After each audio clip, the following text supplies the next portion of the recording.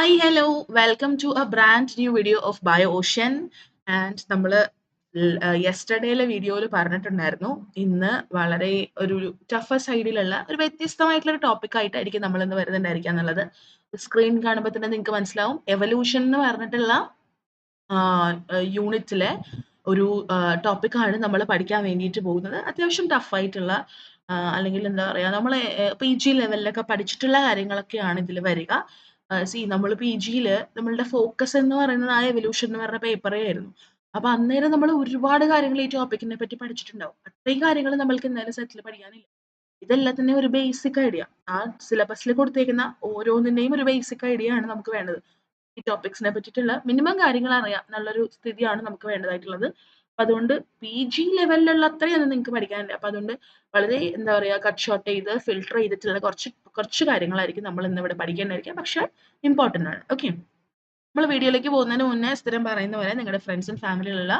ആർക്കെങ്കിലും ഒക്കെ ലൈക്ക് ഇത് ഉപകാരപ്രദമാണെന്ന് തോന്നുകയാണെങ്കിൽ ഈ വീഡിയോയും അതുപോലെ നമ്മളുടെ ചാനലും ഒക്കെ ഒന്ന് ഷെയർ ചെയ്ത് കൊടുക്കുക നമ്മൾ രണ്ടാൾക്കും അത് ഈക്വലി ബെനിഫിഷ്യൽ ആയിരിക്കും ഓക്കെ അപ്പൊ നമുക്ക് മെല്ലെ സ്റ്റാർട്ട് ചെയ്യാം നമുക്ക് ഇന്നത്തെ ടോപ്പിക്സ് എന്തൊക്കെയാണെന്നുള്ളത് നോക്കാം ഫസ്റ്റ് വൺ എങ്ങനെയാണ് എവല്യൂഷൻ നടക്കുക മെക്കാനിസംസ് ഓഫ് എവല്യൂഷൻ ഇതാണ് നമ്മൾ ഫസ്റ്റ് പഠിക്കുന്നത് ദെൻ രണ്ടാമത് നമുക്ക് പഠിക്കാനുള്ളതാണ് മൈക്രോ ആൻഡ് മാക്രോ എവല്യൂഷൻ എന്ന് പറയുന്നത് മൈക്രോയും മാക്രോയും ഒക്കെ കേൾക്കുമ്പോൾ തന്നെ നിങ്ങൾക്ക് കുറച്ച് കാര്യങ്ങളൊക്കെ മനസ്സിലാവുന്നുണ്ടായിരിക്കും ഇത് നമ്മൾക്ക് ഇതിൻ്റെ ഒപ്പം പഠിക്കാനുള്ള ഒരു ടോപ്പിക്കാണ് ജനറ്റിക് ഡ്രിഫ്റ്റ് സ്പെഷ്യലായിട്ട് നമ്മൾക്ക് എടുത്ത് പഠിക്കാനുണ്ട് ആക്ച്വലി നമ്മളത് ഈ മൈക്രോ എവല്യൂഷൻ പഠിക്കുന്നതിന്റെ കൂട്ടത്തിൽ കൂടെ പഠിച്ചു പോകുന്നതാണ് പക്ഷെ ഇവിടെ സ്പെസിഫിക് ആയിട്ട് പഠിക്കാനുള്ളത് കൊണ്ട് നമ്മൾ സ്പെഷ്യൽ ആയിട്ട് തന്നെ പഠിക്കണം പിന്നെ ബോട്ടിൽ നെക്ക് ഇഫക്റ്റ് പഠിക്കാനുണ്ട് ഇത്രയും ടോപ്പിക്സ് ആണ് നമ്മൾ ഇന്ന് പഠിക്കുന്നുണ്ടായിരിക്കുക കേട്ടോ ഇതിന്റെ കൂട്ടത്തിൽ കൂടെ നമുക്ക് പങ്ക്ച്വേറ്റഡ് ഇക്വിലിബ്രിയം അങ്ങനത്തെ കുറച്ച് ടോപ്പിക്സും കൂടെ വരുന്നുണ്ട് നമ്മൾ വഴി നെക്സ്റ്റ് വീഡിയോകളിലൊക്കെ ആയിട്ട് പഠിക്കും ഓക്കെ അപ്പോൾ ഫസ്റ്റ് വൺ എവല്യൂഷൻ എന്താണ് എവല്യൂഷൻ എന്നുള്ളത് നമുക്കൊന്ന് നോക്കിയേക്കാം നമുക്ക് എല്ലാവർക്കും അറിയുന്ന പോലെ എവല്യൂഷൻ എന്ന് പറഞ്ഞു കഴിഞ്ഞാൽ അത് ആക്ച്വലി എങ്ങനെയാണ് ആൻസെസ്റ്റേഴ്സിൽ നിന്ന് പുതിയ പുതിയ പുതിയ ജീവികൾ ഉണ്ടായത് എന്നുള്ളത് നമ്മൾ മനസ്സിലാക്കുന്ന ഒരു ശാസ്ത്രശാഖയാണ് അല്ലെ എവല്യൂഷൻ എന്ന് പറയുന്നത് ഒരു ശാസ്ത്രശാഖ എന്നുള്ളതിനപ്പുറം അതൊരു പ്രോസസ്സാണ് ആ പ്രോസസ്സ് എങ്ങനെ നടക്കണം എന്നുള്ളത് നമ്മൾ പഠിക്കുന്നതും അതേ സെയിം വാക്കുള്ള ഒരു ടേം വെച്ചിട്ടാ അല്ലെ ശരിക്കും പറഞ്ഞാൽ ഇത് പ്രോസസ്സ് നമ്മളുടെ ചുറ്റുപാട് നടക്കുന്നുണ്ട് അതിനെ നമ്മൾ എവല്യൂഷൻ എന്ന് വിളിക്കുന്നു ആൻഡ് ആ പ്രോസസ്സിനെ പറ്റി നമ്മൾ പഠിക്കുന്നുണ്ട് പഠിക്കുന്ന ശാസ്ത്രശാഖയെ നമ്മൾ എവല്യൂഷൻ എന്ന് തന്നെയാണ് വിളിക്കേണ്ടായിരിക്കുക അപ്പൊ പുതിയ പുതിയ ഓർഗാനിസംസ് മോഡേൺ ആയിട്ടുള്ള ഓർഗാനിസംസ് എങ്ങനെയാണ് ആൻസെസ്റ്റേഴ്സ് പഴയ പൂർവികരിൽ നിന്ന് ഡെവലപ്പ് ചെയ്ത് മാറി ഉരുത്തിരിഞ്ഞ് വന്നിട്ടുണ്ടാവുക എന്നുള്ളത് നമ്മൾ പഠിക്കുന്ന ആ ഒരു ബ്രാഞ്ച് ഓഫ് ബയോളജി അല്ലെങ്കിൽ ആ പ്രോസസ്സിനെയാണ് നമ്മൾ എന്ത് വിളിക്കുക എവല്യൂഷൻ എന്ന് പറഞ്ഞിട്ട് വിളിക്കുന്നുണ്ടായിരിക്കുക അപ്പോൾ ഈ എവല്യൂഷൻ കാരണമാണ്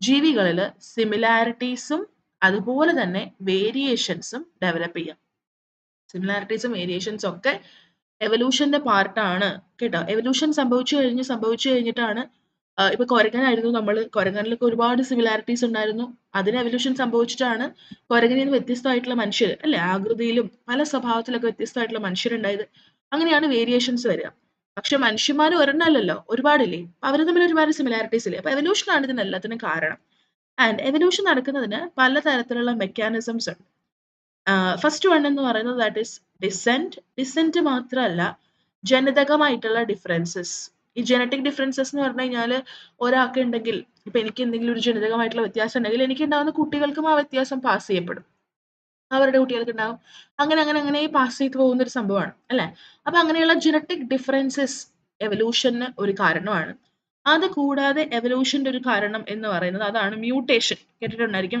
പെട്ടെന്ന് തന്നെ അല്ലെ എന്തെങ്കിലുമൊക്കെ കെമിക്കൽസ് കൊണ്ടിട്ടോ റേഡിയേഷൻസ് കൊണ്ടിട്ടോ ഒക്കെ പെട്ടെന്ന് നമ്മളുടെ ശരീരത്തിൽ ഉണ്ടാകുന്ന അല്ലെങ്കിൽ നമ്മളുടെ ജനിതകമായിട്ടുള്ള കോമ്പോസിഷനിൽ ഉണ്ടാകുന്ന ഒരു മാറ്റം അതിനെയാണ് നമ്മൾ മ്യൂട്ടേഷൻ എന്ന് വിളിക്കുക പിന്നെ മൈഗ്രേഷൻ എന്ന് പറഞ്ഞു കഴിഞ്ഞാല് ഇപ്പൊ ഒരു ജീവി ഒരു സ്ഥലം വിട്ട് മറ്റൊരു സ്ഥലത്തേക്ക് പോകുന്നു അവിടെ ചെന്ന് അത് ഇണ ചേരുന്നു അതിന് കുട്ടികൾ ഉണ്ടാവുന്നു അല്ലെ അപ്പൊ ഇങ്ങനെ മൈഗ്രേറ്റ് ചെയ്തത് കൊണ്ടിട്ടാണ് അതിന് അവിടെ ഒരു ഇണയെ കിട്ടിയത് ആ ഇണയുടെയും ഈ ജീവിയുടെയും ജനിതകമായിട്ടുള്ള കോൺസ്റ്റിറ്റുവൻസ് ആയിരിക്കും അവരുടെ കുട്ടിക്ക് കിട്ടിയിട്ടുണ്ടാവുക അപ്പൊ അതിൽ നിന്നൊക്കെ ജീനുകൾ ഇങ്ങനെ ഇങ്ങോട്ടും അങ്ങോട്ടും ഒക്കെ പാസ് ചെയ്യുന്നുണ്ട് മൈഗ്രേഷൻ മൂലം ജീനുകൾ ഒരിടത്തു നിന്ന് മറ്റൊരിടത്തേക്ക് എത്തുന്നതിനെയാണ് നമ്മൾ ജീൻ ഫ്ലോ എന്ന് വിളിക്കുക പിന്നെ ജനറ്റിക് ഡ്രിഫ്റ്റ് ഒരു കാരണമാണ് നാച്ചുറൽ സെലക്ഷൻ അല്ലെ എന്തെങ്കിലും ഒരു പ്രശ്നം സ്വാഭാവികമായിട്ടും നമ്മളുടെ പ്രകൃതിയിൽ ഉണ്ടാകുമ്പോൾ അതിനോട് യോജിക്കുന്ന തരത്തിലുള്ള വ്യതിയാനങ്ങൾ സൃഷ്ടിക്കുന്നത് ആരാണോ അവര് നേച്ചർ സെലക്ട് ചെയ്യും. അതിനെയാണ് നമ്മൾ നാച്ചുറൽ സെലക്ഷൻ എന്ന് പറഞ്ഞിട്ട് വിളിക്കുക.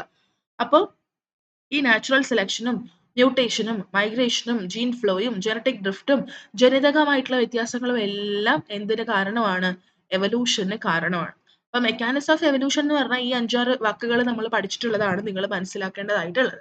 ആൻഡ് ഇതൊന്നും നമ്മൾ വളരെ ഡീറ്റെയിൽ ആയിട്ട് പഠിക്കണ്ട. മ്യൂട്ടേഷൻ എന്ന് പറഞ്ഞാൽ എന്താണെന്ന് അറിയാം, മൈഗ്രേഷൻ എന്താണെന്ന് അറിയാം, അങ്ങനെയുള്ള ഒരു ബേസിക് ഐഡിയ ഉണ്ടായാൽ മതിയാവും. ഓക്കെ, നമ്മളുടെ ജനറ്റിക് ആയിട്ടുള്ള കോൺസ്റ്റിറ്റ്യൂഷനിൽ സഡൻ ആയിട്ട് ഉണ്ടാകുന്ന മാറ്റത്തെയാണ് നമ്മൾ മ്യൂട്ടേഷൻ എന്ന് വിളിക്കുക. ആൻഡ് ഇപ്പൊ സപ്പോസ് എന്നെ കല്യാണം കഴിച്ചു കൊടുത്തു വിടുന്നു. അപ്പോ ഞാൻ മറ്റൊരു ഫാമിലിയിൽ ചെല്ലും. ആ ഫാമിലിക്ക് അവരുടേതായിട്ടുള്ള സ്വന്തം ജീനും കാര്യങ്ങളൊക്കെ ഉണ്ട്. എന്റെ ഫാമിലിന്ന് ഒരാളെ അങ്ങോട്ട് എന്നെ കല്യാണം കഴിച്ചു കൊടുക്കാന്ന് പറയുമ്പോൾ എന്റെ ജീനുകൾ ആ പുതിയ ഫാമിലിയിലോട്ട് എത്തുകയാണ്. അവിടെയുള്ള മെമ്പേഴ്സും അവിടെയുള്ള ജീനുകളൊക്കെ ഇടപഴകി അല്ലെങ്കിൽ അവിടെയുള്ള ജീനുകളും എന്റെ ജീനുകളും ഒക്കെ മിക്സ് ആയിട്ടാണ് നമുക്കൊരു കുട്ടി ഉണ്ടാവുക. ആ കുട്ടിയിൽ എന്റെ ഫാമിലിയിലെ ജീൻസ് ഉണ്ടാവും, ആ ഫാമിലിയിലെ ജീൻസ് ഉണ്ടാവും. ഇങ്ങനെ ജീനുകൾ ഒരിടത്ത് നിന്ന് മറ്റൊരിടത്തേക്ക് പാസ് ചെയ്യുന്നതിനെ ജീൻ ഫ്ലോ എന്ന് വിളിക്കും. ജനറ്റിക് ഡ്രിഫ്റ്റ് നമ്മൾ പഠിക്കും. നാച്ചുറൽ സെലക്ഷൻ നമ്മൾ പറഞ്ഞ പോലെ എന്താണോ പ്രകൃതിയിൽ ഉണ്ടാകുന്ന സാഹചര്യം, അനുകൂലമാണെങ്കിലും പ്രതികൂലമാണെങ്കിലും അതിനോട് യോജിക്കുന്ന തരത്തിലുള്ള വ്യതിയാനങ്ങൾ സൃഷ്ടിക്കും. നമ്മളുടെ ശരീരത്തില്, നമ്മളുടെ സ്വഭാവത്തില്, നമ്മളുടെ പെരുമാറ്റത്തില് അതിനനുസരിച്ചിട്ടുള്ള വ്യതിയാനങ്ങൾ സൃഷ്ടിക്കപ്പെടണം. അങ്ങനെ സൃഷ്ടിക്കപ്പെടുകയാണെങ്കിൽ നേച്ചർ നമ്മളെ സെലക്ട് ചെയ്യും. ഈ ഒരു പ്രോസസ്സിനെ നമ്മൾ നാച്ചുറൽ സെലക്ഷൻ എന്ന് പറഞ്ഞിട്ട് വിളിക്കും. ഓക്കെ, ശരി. ഇനി നമ്മൾ മെയിൻ ടോപ്പിക്കിലോട്ട് വരുന്നത് that is micro evolution. Micro എന്ന് പറഞ്ഞാൽ എന്താ? ചെറുത് എന്നുള്ളൊരു മീനിങ് ആണ് അല്ലെ. മൈക്രോ എന്ന് പറഞ്ഞാൽ ഓൾവേസ് സ്മോൾ എന്നുള്ളൊരു മീനിങ് ആണ് മൈക്രോയ്ക്ക് ഉള്ളത്.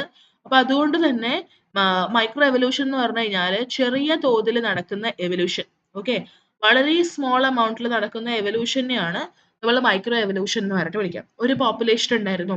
ഓക്കെ, ആ പോപ്പുലേഷനിലായിരിക്കും ഇങ്ങനെ ഒരു എവല്യൂഷൻ നടക്കുന്നുണ്ടായിരിക്കാം. ഇവിടെ ഞാൻ അതിന്റെ ഒരു ഡെഫിനേഷൻ എഴുതി വെച്ചിട്ടുണ്ട്. A change in the allele frequency within a population that is at or below the level of species. സ്പീഷീസിലോ അല്ലെങ്കിൽ സ്പീഷീസിലും താഴെയുള്ള ഒരു ലെവലിലോ നടക്കുന്ന ഒരു അല്ലീൽ ഫ്രീക്വൻസിയിലെ ചേഞ്ച്, അതിനെ നമ്മൾക്ക് മൈക്രോ എവല്യൂഷൻ എന്ന് പറഞ്ഞിട്ട് വിളിക്കാം.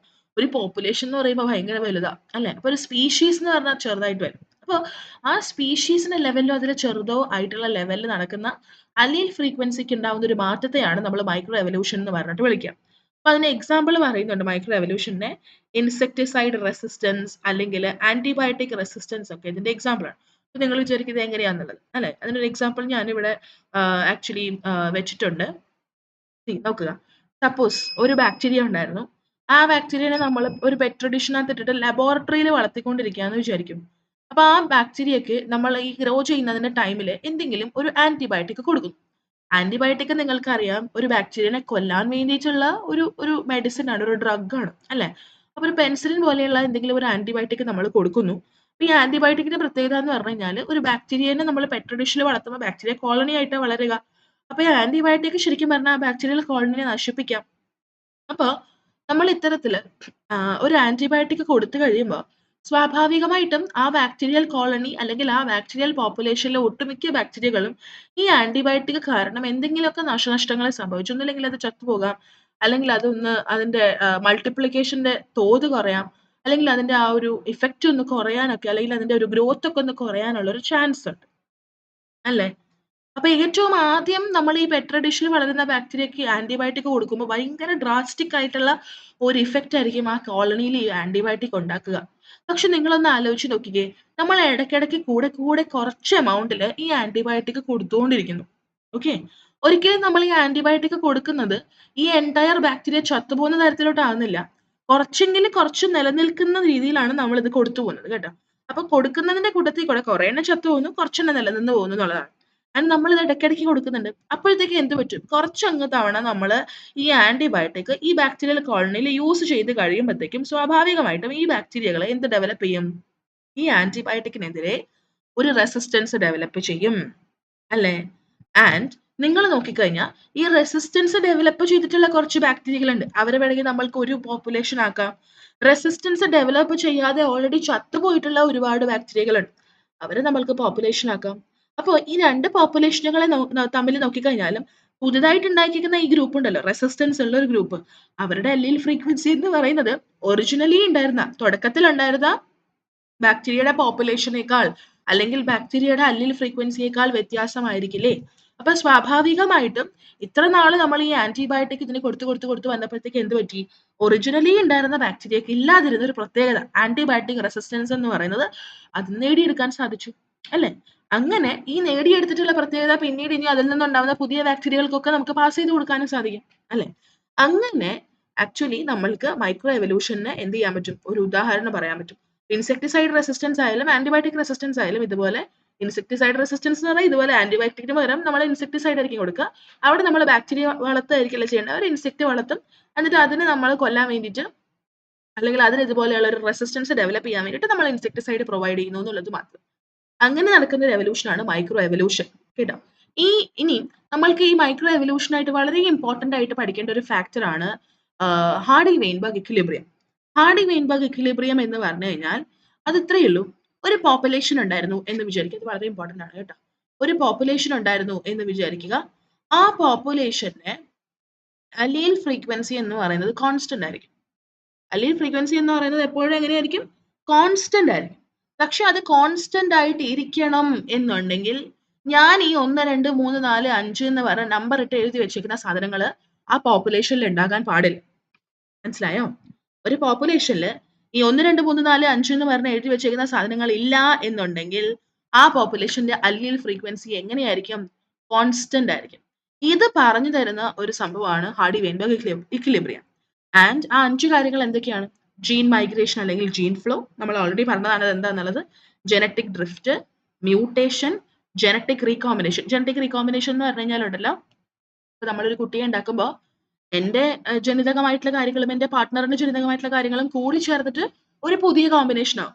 എന്നിട്ടാണ് അത് കുട്ടിയിലേക്ക് പോവുക. അപ്പൊ കുട്ടീനെ നോക്കിക്കഴിഞ്ഞാൽ അമ്മയുടേതായിട്ടുള്ള സിമിലാരിറ്റീസും കുട്ടിക്കുണ്ട്, സാമ്യതകൾ കുട്ടിക്കുണ്ട്, അച്ഛന്റെ സാമ്യതകളും കുട്ടിക്കുണ്ട്. അപ്പൊ പുതിയൊരു കോമ്പിനേഷൻ ആണ് അവിടെ ഡെവലപ്പ് ചെയ്യുക. എങ്ങനെ ഉണ്ടാവുന്നതിനെയാണ് നമ്മൾ ജനറ്റിക് ആയിട്ടുള്ള റീകോമ്പിനേഷൻ, പുതിയ കോമ്പിനേഷനുകൾ എന്ന് പറയാ. പിന്നെ നാച്ചുറൽ സെലക്ഷൻ. ഇത്രയും കാര്യങ്ങൾ ഒരു പോപ്പുലേഷനിൽ ഇല്ല എന്നുണ്ടെങ്കിൽ അവിടുത്തെ അല്ലീൽ ഫ്രീക്വൻസി എന്ന് പറയുന്നത് എങ്ങനെയായിരിക്കും? കോൺസ്റ്റന്റ് ആയിരിക്കും. ആൻഡ് ഇത് പറഞ്ഞു വെക്കുന്ന ഒരു കോൺസെപ്റ്റ് ആണ് ഹാർഡി-വെയിൻബർഗ് ഇക്വിലിബ്രിയം അല്ലെങ്കിൽ ഹാർഡി-വെയിൻബർഗ് പ്രിൻസിപ്പിൾ എന്ന് പറയുന്നത്. കണ്ടോ? ഈ പ്രിൻസിപ്പിളിൽ എന്താ പറയുന്നത്? നമ്മളുടെ പോപ്പുലേഷനിലെ അല്ലീൽ ഫ്രീക്വൻസി ഈ ഒരു സ്റ്റേറ്റ്മെന്റ് അങ്ങനെ തന്നെ നിങ്ങൾ പഠിച്ചു നോക്കുക കേട്ടോ. Allele frequencies in a population are stable and constant. അല്ലെ? From generation to generation. ഒരു ജനറേഷനിൽ മാത്രമല്ല, ഒന്നിൽ നിന്ന് മറ്റൊന്നിലോട്ട് പോകുമ്പോൾ ഇത് കോൺസ്റ്റന്റ് ആണ്. എപ്പോ? If there is no. ഈ നോ എന്ന് പറഞ്ഞ വാക്കാണ് വളരെ ഇമ്പോർട്ടന്റ്. ഇല്ലെങ്കിൽ, അല്ലെ? Gene flow, genetic drift, mutation, recombination, അതുപോലെ തന്നെ നാച്ചുറൽ സെലക്ഷൻ. ഈ 5 ഫാക്ടേഴ്സ് ഇല്ലെങ്കിൽ ഒരു പോപ്പുലേഷന്റെ അല്ലീൽ ഫ്രീക്വൻസി എന്ന് പറയുന്നത് എന്തായിരിക്കും? കോൺസ്റ്റന്റ് ആയിരിക്കും. ആൻഡ് എല്ലാ അല്ലീൽ ഫ്രീക്വൻസിയുടെയും ടോട്ടൽ എന്ന് പറയുന്നത് എങ്ങനെയാണ്? That is equal to 1. നമ്മൾ ഇവിടെ ഒരു ഇക്വേഷൻ പോലെ എഴുതി വെച്ചിട്ടുണ്ട്. ചിലപ്പോൾ നിങ്ങളോട് ചോദിക്കും, ഈ ഇക്വേഷൻ തന്നിട്ട് ചോദിക്കും ഇത് എന്തിന്റെ ഇക്വേഷൻ ആണെന്ന്. എന്തിന്റെ ഇക്വേഷൻ ആണെന്ന് ചോദിച്ചാൽ ഹാർഡി-വെയിൻബർഗ് പ്രിൻസിപ്പളിന്റെ ഇക്വേഷൻ ആണ്. P square plus 2pq plus q square is equal to 1. ഇത് കണ്ടാൽ നിങ്ങൾക്ക് അറിയാൻ പറ്റും നമ്മളുടെ എ പ്ലസ് ബി ഹോൾ സ്ക്വയറിന്റെ എക്സ്പാൻഷൻ ആണ്. നമ്മൾ എക്കും ബിക്കും പകരം പിയും ക്യൂവും എടുത്തേക്കുന്നുള്ളത് മാത്രം. പിയും ക്യൂവും പി ക്യൂവും എല്ലാം എടുത്ത് അല്ലീലുകളാണ്, അല്ലീലിന്റെ ഫ്രീക്വൻസീസ് ആണ്. അതിന്റെ എല്ലാത്തിന്റെയും സമ്മ് എന്ന് പറയുന്നത് എന്തിനോട് ഈക്വൽ ആയിരിക്കും? 1നോട്. കോൺസ്റ്റന്റ് അല്ലേ 1? അതിനോട് ഈക്വൽ ആയിരിക്കും. എപ്പോ? ഈ 5 കാര്യങ്ങൾ ഇല്ലാതിരിക്കും. പിടികിട്ടിയോ?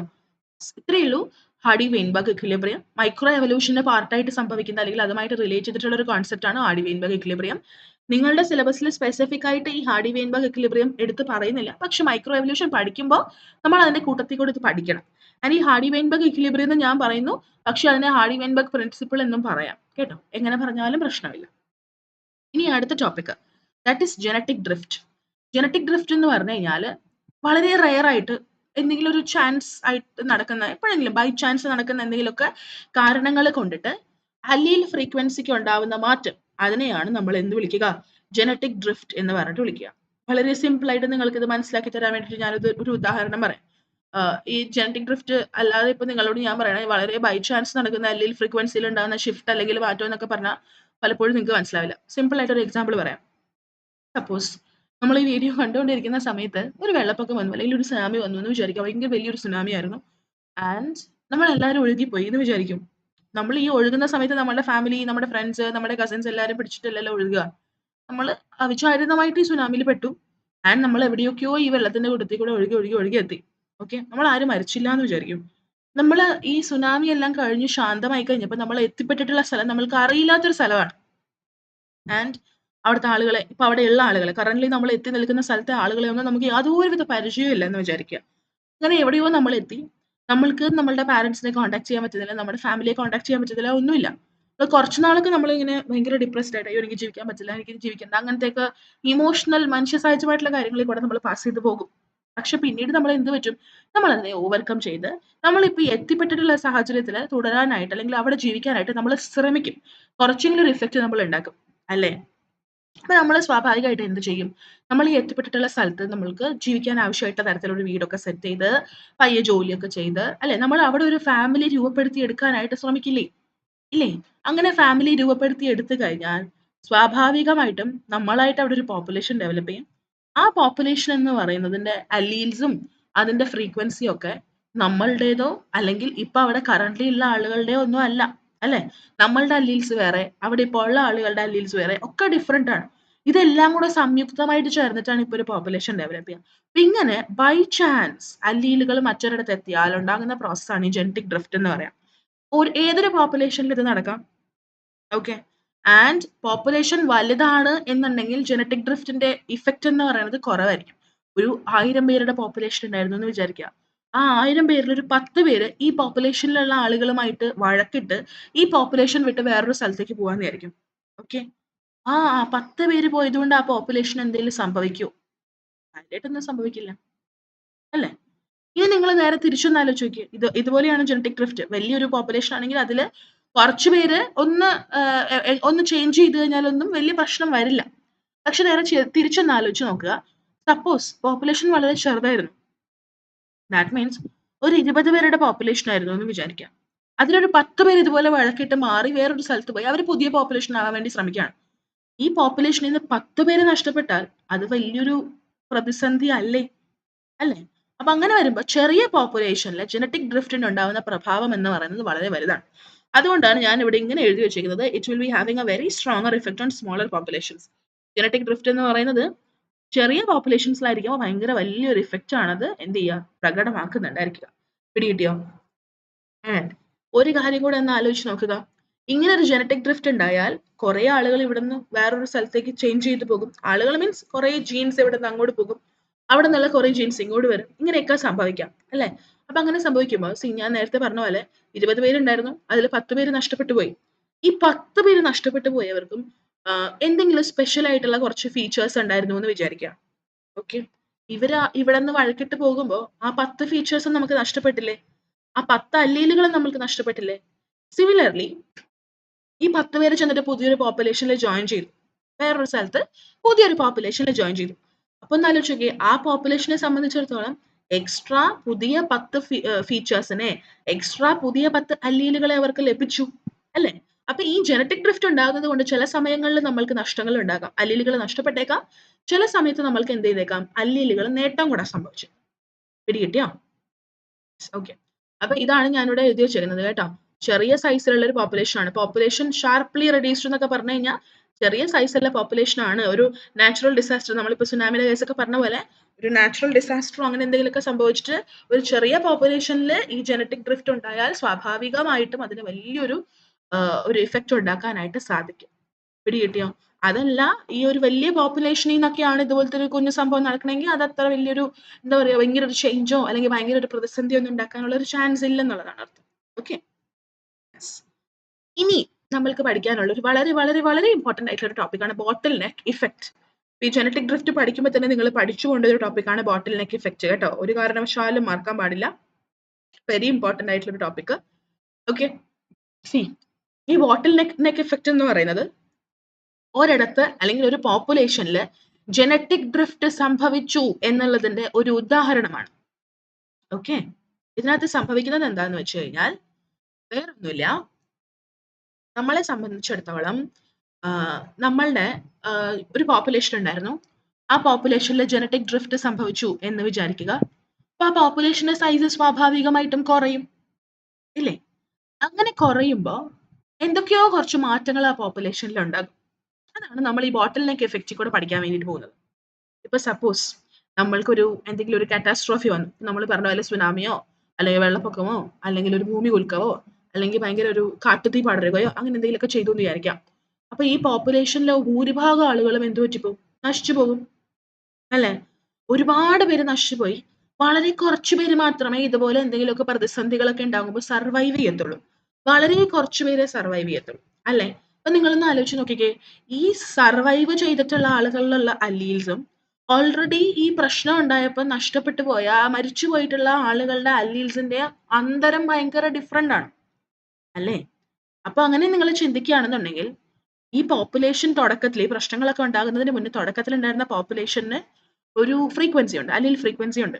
ഈ പ്രശ്നങ്ങളൊക്കെ കഴിഞ്ഞ് സർവൈവ് ചെയ്തിട്ടുള്ള ബാക്കി മിച്ചം വരുന്ന വളരെ തുച്ഛമായിട്ടുള്ള ഒരു ഫ്രീക്വൻസി ഉണ്ട്. ഈ മിച്ചം നിൽക്കുന്ന പോപ്പുലേഷൻ ഉണ്ടല്ലോ, അതിനൊരു ഫ്രീക്വൻസി ഉണ്ട്. ഈ 2 ഫ്രീക്വൻസികൾ തമ്മിൽ തുടക്കത്തിൽ ഉണ്ടായതും ഇപ്പം നിലനിൽക്കുന്നതുമായിട്ടുള്ള ഫ്രീക്വൻസികൾ തമ്മിൽ ഭയങ്കരമായിട്ടുള്ള ഒരു അന്തരം ഉണ്ടായിരിക്കും. ആൻഡ് സംടൈംസ് ഇതും സംഭവിക്കാം. ലൈക്ക് ഇപ്പൊ ചില അല്ലീലുകൾ ഈ പ്രശ്നം മഴവെള്ളപ്പാച്ചിലോ അല്ലെങ്കിൽ ഭൂമി കുലുക്കവോ വന്നപ്പോ മരിച്ചുപോയിട്ടുള്ള കുറെ ജീവികളുണ്ടല്ലോ, അവരിൽ കൂടെ ചില അല്ലീലുകൾ നഷ്ടപ്പെട്ടും പോയേക്കാം. പിടികിട്ടിയോ? പിടികിട്ടിയോ?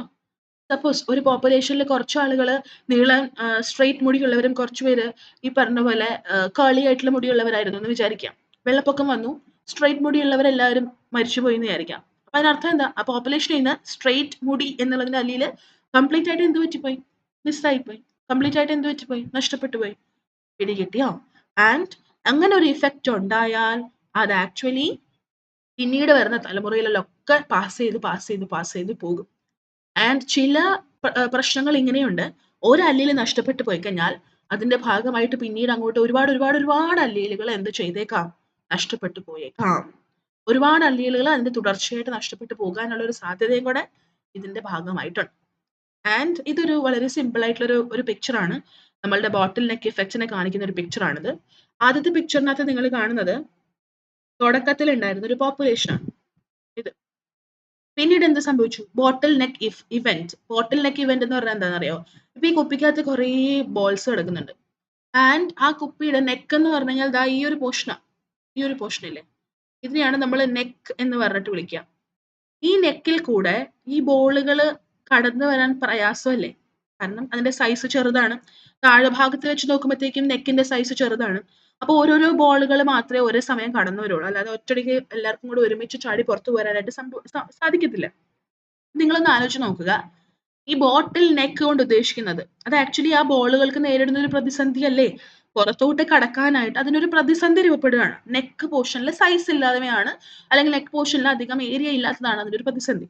സിമിലർലി ഇതൊരു പോപ്പുലേഷൻ ആയിരുന്നുവെങ്കിൽ ബോട്ടിൽ നെക്ക് പോലെ ഒരു പ്രതിസന്ധി അവർ നേരിടുമ്പോൾ അത് കടന്ന് ഈ പ്രതിസന്ധി മറികടന്ന് പുറത്തോട്ട് രക്ഷപ്പെട്ട് വരുന്നവര് നിങ്ങൾ ഈ ജാറിൽ രണ്ടാമത്തെ ജാറിൽ കാണുന്ന പോലെ വളരെ വിരളമായിട്ടുള്ള ആളുകൾ മാത്രമേ കാണത്തുള്ളൂ. അല്ലേ? ആരാണോ ഈ ബോട്ടിൽ നെക്ക് കടന്നത്, ആരാണോ ഈ പ്രതിസന്ധിയെ അതിജീവിച്ചത്, അവരായിരിക്കും സർവൈവ് ചെയ്യുന്നുണ്ടായിരിക്കുക. സർവൈവ് ചെയ്തവർ ആരൊക്കെയാണോ ഇതാണ് പുതിയ പോപ്പുലേഷൻ. കാരണം ഇവരാണ് ചേർന്ന് ഇവർ കൂടി അവസാനം എന്തായിട്ട് മാറും? ഒരു പുതിയ പോപ്പുലേഷൻ ആയിട്ട് മാറും. അല്ലേ? ഇങ്ങനെ ബോട്ടിൽ നെക്ക് ഇഫക്റ്റ് കാരണം പുതിയ പോപ്പുലേഷൻസുകൾ രൂപപ്പെടും. ആൻഡ് ആ പോപ്പുലേഷനിൽ നമ്മൾ നോക്കുകയാണ് എന്നുണ്ടെങ്കിൽ ഇവിടെ നോക്കിക്കോ നിങ്ങൾ. തുടക്കത്തിലെ ഒറിജിനൽ പോപ്പുലേഷന്റെ പിക്ചറിലോട്ട് നോക്കുക. ഇവിടെ കൂടുതലും മഞ്ഞ എന്ന് പറഞ്ഞിട്ടുള്ള ആ ഒരു കളർ ആയിരുന്നു കൂടുതൽ കാണാൻ പറ്റിയിരുന്നത്. അല്ലേ? മഞ്ഞയെ നിങ്ങൾ ഒരു അല്ലിയിലായിട്ട് എടുക്കുക. ഓക്കെ. അപ്പൊ നിങ്ങൾ ന്യൂ പോപ്പുലേഷൻ കൂടെ നോക്കൂ. ന്യൂ പോപ്പുലേഷനിൽ നിങ്ങൾക്ക് തുടക്കത്തിലെ ഒറിജിനൽ പോപ്പുലേഷനിൽ ഉണ്ടായിരുന്ന അത്രയും മഞ്ഞേനെ കാണാൻ സാധിക്കുന്നുണ്ട്. എന്ന് വെച്ചാൽ ആ അല്ലിലിന് സ്വല്പമെങ്കിലും നഷ്ടം സംഭവിച്ചിട്ടുണ്ട്. ഇനി വീണ്ടും ഒറിജിനൽ പോപ്പുലേഷനിൽ നോക്കൂ. അപ്പൊ നിങ്ങൾക്ക് അവിടെ പിങ്ക് കാണാം. വളരെ കുറച്ചേ ഉള്ളൂ പിങ്ക്. പക്ഷെ ന്യൂ പോപ്പുലേഷനിൽ നോക്കിക്കോ ഒരുപാട് പിങ്ക് ഉണ്ട്. ദാറ്റ് മീൻസ് ഈ അല്ലിയിൽ അധികമായിട്ട് വന്നു. പിടികിട്ടിയോ? ഇങ്ങനെയുള്ള മാറ്റങ്ങൾ ബോട്ടിൽ നെക്ക് കൊണ്ട് ഉണ്ടാകാം. ബോട്ടിൽ നെക്ക് കൊണ്ട് ഉദ്ദേശിക്കുന്നത് ഇതുപോലെ ഉണ്ടാവുന്ന എന്തെങ്കിലും പ്രതിസന്ധികളാണ് എന്നുള്ളത് ഓർക്കണം. ഓക്കെ. ഇനി അടുത്തത് that is macro evolution. Species ലെവലിൽ നടക്കുന്ന അല്ലെങ്കിൽ സ്പീഷീസ് ലെവലിനേക്കാളും താഴെ നടക്കുന്ന എവല്യൂഷനെ മൈക്രോ എവല്യൂഷൻ എന്ന് വിളിച്ചു. അല്ലേ? ഇനി അതൊക്കെ മേലെ ദാറ്റ് മീൻസ് സ്പീഷീസ് ലെവലിന് മുകളിലായിട്ട് അല്ലെങ്കിൽ അതിലും കൂടുതലായിട്ട് നടക്കുന്ന എവല്യൂഷനെയാണ് നമ്മൾ എന്ത് വിളിക്കുക? മാക്രോ എവല്യൂഷൻ എന്ന് പറഞ്ഞിട്ട് വിളിക്കുക. ദാറ്റ് മീൻസ് ഇതൊരു വലിയ എവല്യൂഷൻ ആണ്. സൈസ് കൂടുതലുള്ള എവല്യൂഷൻ ആണ്. അങ്ങനെ വരുമ്പോഴത്തേക്കും ഒരു പുതിയ സ്പീഷീസോ അല്ലെങ്കിൽ ഒരു പുതിയ ജീവിയോ തന്നെ ഉണ്ടായേക്കാം.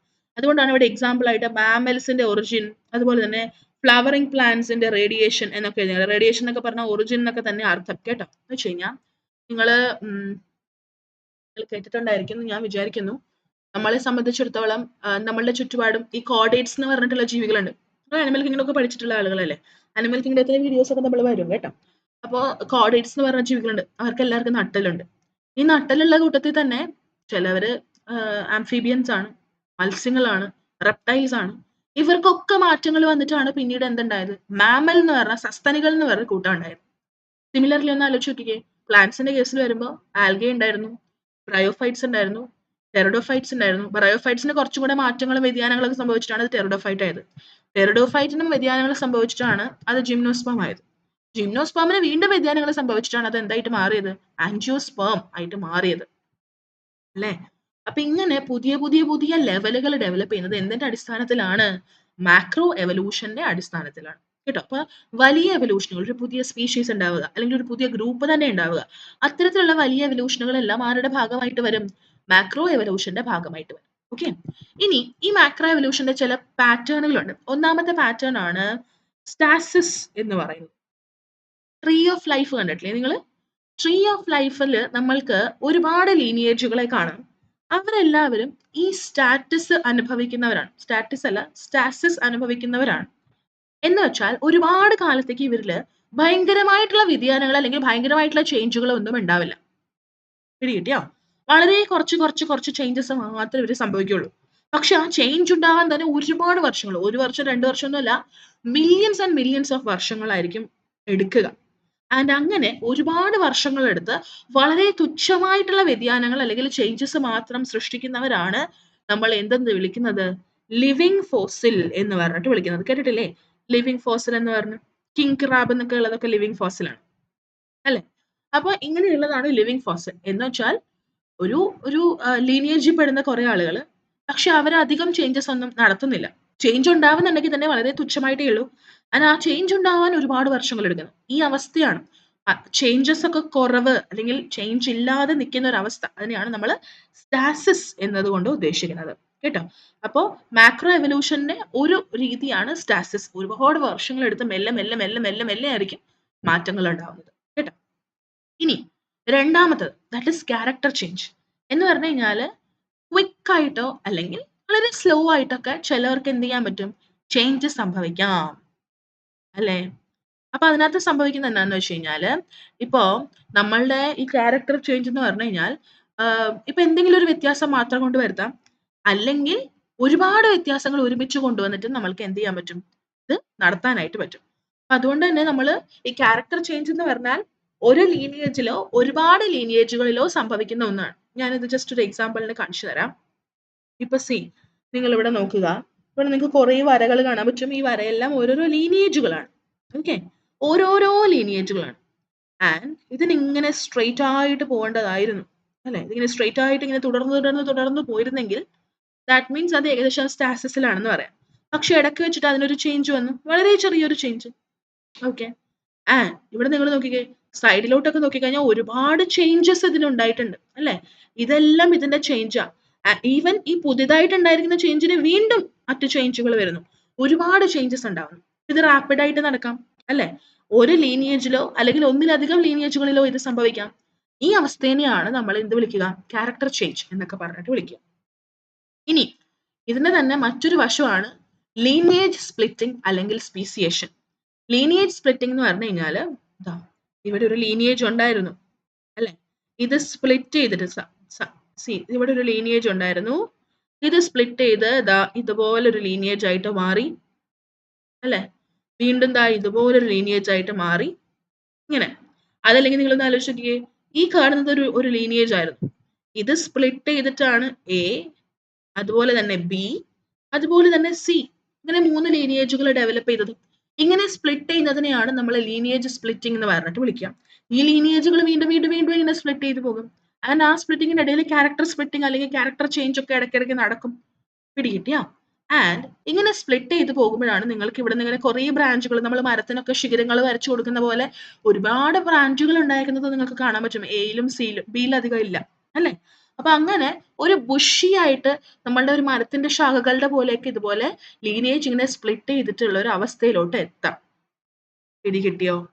ആൻഡ് ഒരു കാര്യം നിങ്ങൾ മനസ്സിലാക്കേണ്ടത് എന്താന്ന് വെച്ച് കഴിഞ്ഞാല് ഈ ലീനിയേജ് സ്പ്ലിറ്റിംഗ് വഴിയായിട്ട് പലപ്പോഴും ഈ ലീനിയേജ് ഇങ്ങനെ സ്പ്ലിറ്റ് ചെയ്ത് പോയി. ആദ്യം ഒരെണ്ണേ ഉണ്ടായുള്ളൂ. പക്ഷേ ഈ ലീനിയേജ് ഇങ്ങനെ സ്പ്ലിറ്റ് ചെയ്തിട്ടാണ് എ എന്ന് പറയുന്ന ഒരു സ്പീഷീസ് ഉണ്ടായത്. ഈ ലീനിയേജ് ഇങ്ങനെ സ്പ്ലിറ്റ് ചെയ്തിട്ടാണ് ബി എന്ന് പറഞ്ഞ സ്പീഷീസ് ഉണ്ടായത്. ഇതിങ്ങനെ സ്പ്ലിറ്റ് ചെയ്തിട്ടാണ് സി ഉണ്ടായത്. അല്ലേ? ഈ ലീനിയേജ് സ്പ്ലിറ്റിംഗ് വഴിയായിട്ട് പലപ്പോഴും എന്ത് സംഭവിച്ചേക്കാം? നമ്മൾക്ക് ഒരു സ്പീഷീസ് ഫോം ചെയ്യുന്ന ഒരു അവസ്ഥയിലോട്ട് എത്തിയേക്കാം. പിടികിട്ടിയാ? അപ്പൊ അത് എല്ലായ്പ്പോഴും പോസിബിൾ ആവണമെന്നില്ല. ചില സമയങ്ങളിൽ ഈ ലീനിയേജ് സ്പ്ലിറ്റിംഗ് മുഖാന്തരം സ്പീസിയേഷൻ സംഭവിച്ചേക്കാം. സ്പീസിയേഷൻ എന്ന് പറഞ്ഞു കഴിഞ്ഞാല് സ്പീഷീസുകൾ ഉണ്ടാകുന്ന പ്രോസസ്സ്. പിടികിട്ടിയോ?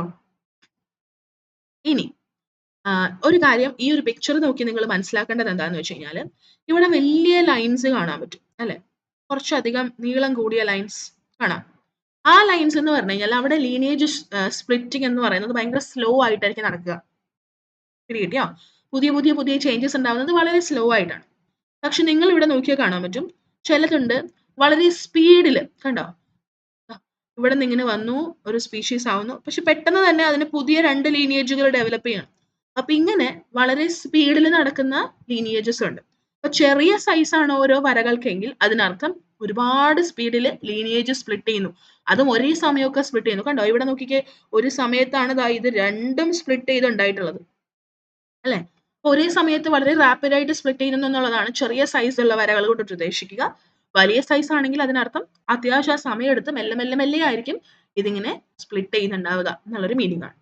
പിടികിട്ടിയോ? യെസ്. ഇനി 4ാമത്തെ പ്രോസസ് ആണ് ദാറ്റ് ഈസ് എക്സ്റ്റൻഷൻ. അപ്പൊ നമ്മൾ എന്തൊക്കെ പഠിച്ചു? നമ്മൾ പഠിച്ചത് ഫസ്റ്റ് വൺ വാസ് സ്റ്റാസിസ്, പിന്നെ ക്യാരക്ടർ ചേഞ്ച്, പിന്നെ ലീനിയേജ് സ്പ്ലിറ്റിംഗ്, 4ാമത്തത് എക്സ്റ്റൻഷൻ. എക്സ്റ്റൻഷൻ എന്ന് പറഞ്ഞാൽ എന്താ? ഏതെങ്കിലുമൊക്കെ ജീവിയെ എവിടെയെങ്കിലുമൊക്കെ വെച്ചിട്ട് എന്ത് പറ്റുന്നു? പല കാരണങ്ങൾ കൊണ്ടിട്ട് സൈമിൾട്ടേനിയസ് ആയിട്ട് അതിന്റെ ഒരു ലൈക് ജനറേഷൻ അവസാനിച്ചു പോകുന്നു. പല കാരണങ്ങൾ കൊണ്ടിട്ടുണ്ടാവാം അല്ലെ? ഇപ്പൊ ഒരു നാച്ചുറൽ ഡിസാസ്റ്റർ എന്തെങ്കിലും സംഭവിച്ചു എന്ന് വിചാരിക്കുക. ഒരു മലവെള്ളപ്പാച്ചിലോ സുനാമിയോ എന്തെങ്കിലും വന്നു. അപ്പോ എന്ത് സംഭവിക്കാം? അതിൽ നിന്ന് അത് കാരണം കൊണ്ടിട്ട് ഒരു സ്പീഷീസ് കംപ്ലീറ്റ് ആയിട്ട് നമ്മളുടെ ഭൂമിയിൽ നിന്ന് ഇല്ലാതായേക്കാം. അല്ലേ? അങ്ങനെ ഇല്ലാതാവുന്നുണ്ടെങ്കിൽ അതിനെയാണ് നമ്മൾ എക്സ്റ്റൻഷൻ എന്ന് പറഞ്ഞിട്ട് വിളിക്കുക. ഒരു സ്പീഷീസോ അല്ലെങ്കിൽ ഒന്നിലധികം സ്പീഷീസോ ഒറ്റയടിക്ക് അങ്ങോട്ട് ഇല്ലാണ്ടായി പോയി എന്ന് വിചാരിക്കാം. സി ഇവിടെ നിങ്ങൾ ഒരു പിക്ചർ കാണുന്നുണ്ട്. ഇതൊരു ലീനിയേജ് ആയിരുന്നു. ഈ ലീനിയേജിൽ നിന്ന് സ്പ്ലിറ്റ് ചെയ്ത് ഒരുപാട് ജീവികളുണ്ടായി. പക്ഷെ നോക്കിക്കേ ഇവിടെ വെച്ചപ്പോ ഇവരെല്ലാവരും നിന്നു. ഈ ഒരാള് മാത്രമേ മുന്നോട്ട് പോയുള്ളൂ. സിമിലർലി ഇവരെല്ലാവരും നിന്നുപോയി. അല്ലേ? ഈ ഒരാള് മാത്രമേ മുന്നോട്ട് പോയുള്ളൂ. ഇവിടെയും അതുപോലെ ഇവരെല്ലാവരും നിന്നുപോയി. ഈ ഒരാള് മാത്രമേ മുന്നോട്ട് പോയുള്ളൂ. ഈ നിന്നുപോയി എന്നുകൊണ്ട് ഉദ്ദേശിക്കുന്നത് എന്താ? അവർക്കൊക്കെ എന്ത് സംഭവിച്ചു കാണും? എക്സ്റ്റൻഷൻ സംഭവിച്ചു കാണും. അതുകൊണ്ടാണ് അവർ തുടർന്ന് പോവാതിരുന്നത്. ദാറ്റ് മീൻസ് ഒന്നല്ല ഒരുപാട് ലീനിയേജിൽ പെടുന്ന ഒരുപാട് ജീവികൾ നഷ്ടപ്പെട്ടു പോയി. അങ്ങനെ ഒരുപാട് ലീനിയേജുകൾ നഷ്ടപ്പെട്ടു പോകുന്നു. ആ ഒരു അവസ്ഥേനെയാണ് നമ്മൾ മാസ് എക്സ്റ്റൻഷൻ എന്ന് പറഞ്ഞിട്ട് വിളിക്കാം. ഒരു ജീവി നഷ്ടപ്പെട്ടതുകൊണ്ട് ഇത്രയും പ്രശ്നങ്ങൾ ഉണ്ടാവുന്നെങ്കിൽ ഈ ഇത്രയും ലീനിയേജുകൾ ഞാൻ സ്റ്റാർ ഇട്ടേക്കുന്ന സകല ലീനിയേജുകളും ആക്ച്വലി എക്സ്റ്റെൻഡ് ആയി പോയിട്ടുള്ളവരാണ്. എക്സ്റ്റെൻഡ് ആയില്ലായിരുന്നെങ്കിൽ സൈഡിൽ കാണുന്ന പോലെ അവർ മുന്നോട്ട് പോയേനെ അല്ലേ? പക്ഷെ അവര് പോയില്ല. കാരണം എന്താ? അവർ എക്സ്റ്റിങ്ക്റ്റ് ആയി പോയി. പിടികിട്ടിയാ? എക്സ്റ്റെൻഡ് ആയി പോയിട്ടുള്ള ഈ സകല ലീനിയേജുകൾ നഷ്ടപ്പെട്ടപ്പോ ഈ പോപ്പുലേഷനിൽ വലിയൊരു പ്രഭാവം തന്നെ ഉണ്ടായി കാണും. ഇങ്ങനെ ഒരുപാട് ജീവികൾ അല്ലെങ്കിൽ ഒരുപാട് ലീനിയേജുകൾ ഒരേ സമയം നഷ്ടപ്പെടുന്നതിന് നമ്മൾ മാസ് എക്സ്റ്റൻഷൻ എന്ന് പറഞ്ഞിട്ട് വിളിക്കും. എല്ലാ ലീനിയേജിൽ പെടുന്ന ജീവികളും ഇന്നല്ലെങ്കിൽ നാളെ എക്സ്റ്റെൻഡ് ആവാനുള്ള എല്ലാ സാധ്യതയുണ്ട്. മനുഷ്യനാണെങ്കിൽ തന്നെ ഇപ്പൊ ഡിനോസർ ഉണ്ടായിരുന്നു അത് എക്സ്റ്റെൻഡ് ആയി പോയി എന്ന് പറയുന്നു. നമ്മളിപ്പോ അറിയാവുന്ന ഒരുപാട് ജീവികൾ എക്സ്റ്റെൻഡ് ആയി പോയിട്ടുണ്ട്. ഇവൻ കുറച്ച് നാൾ കഴിയുമ്പോഴത്തേക്കും ഇതേ മനുഷ്യനും എന്ത് ചെയ്ത് സംഭവിച്ചേക്കാം? എക്സ്റ്റെൻഡ് ആയി പോയേക്കാം. അപ്പൊ എല്ലാ ലീനിയേജിലും എക്സ്റ്റിങ്ഷന്റെ എന്തുണ്ട്? ഒരു സാധ്യത നിലനിൽക്കുന്നുണ്ട് എന്ന് വേണം മനസ്സിലാക്കാൻ. പിടികിട്ടിയോ? അപ്പോ ഇങ്ങനെയൊക്കെയാണ് കാര്യങ്ങൾ. നമ്മൾ ഇന്ന് പഠിച്ചിട്ടുണ്ടായിരുന്നത് ഇത്രയും കാര്യങ്ങളാണ്. എവല്യൂഷൻ എന്താണെന്ന് പഠിച്ചു. അതിന്റെ മെക്കാനിസം പഠിച്ചു. മൈക്രോ എവല്യൂഷൻ, മാക്രോ എവല്യൂഷൻ ഈ 2 ടോപ്പിക്സ് പഠിച്ചു. അതിന്റെ ഇടയ്ക്ക് കൂടെ നമ്മൾ ജനറ്റിക് ഡ്രിഫ്റ്റ് പഠിച്ചു. ബോട്ടിൽ നെക്ക് ഇഫക്റ്റും കൂടെ പഠിച്ചു. ഓക്കെ. അത്യാവശ്യം നമുക്ക് മനസ്സിലാക്കാൻ ഒത്തിരി ബുദ്ധിമുട്ടുള്ള ഒരു ടോപ്പിക്കാണ്. ചിലപ്പോൾ ഇതുപോലുള്ള ലീനിയേജിന്റെ പിക്ചേഴ്സ് ഒക്കെ തന്നിട്ട് ഇതിൽ നിന്ന് നിങ്ങൾക്ക് എന്ത് മെക്കാനിസം ആണ് മാക്രോ എവല്യൂഷന്റെ ഏത് മെക്കാനിസം ആണ് നിങ്ങൾ ഇതിൽ കാണുക അങ്ങനെയൊക്കെ അവർ ചോദിച്ചു കളയും. അതുകൊണ്ടാണ് ലീനിയേജിന്റെ പിക്ചർ വെച്ചിട്ട് തന്നെ പഠിപ്പിച്ചിട്ട്. അപ്പൊ ഐ ഹോപ്പ് ഇത് അത്യാവശ്യം നിങ്ങൾക്ക് ഹെൽപ്ഫുൾ ആയി അണ്ടർസ്റ്റാൻഡബിൾ ആയിട്ട് ഉണ്ടാകും എന്ന് വിചാരിക്കുന്നു. ഹെൽപ്ഫുൾ ആയി എന്ന് തോന്നുന്നുണ്ടെങ്കിൽ ലൈക്ക്, ഷെയർ ആൻഡ് സബ്സ്ക്രൈബ് ചെയ്യുക. കമന്റ് കൂടെ ചെയ്യുക. നിങ്ങളുടെ അഭിപ്രായങ്ങളും അതുപോലെ നിങ്ങൾക്ക് എന്തെങ്കിലും മാറ്റങ്ങളൊക്കെ സജസ്റ്റ് ചെയ്യാനുണ്ടെങ്കിൽ കമന്റ് ബോക്സിലൂടെ അറിയിക്കുക. ഓക്കെ.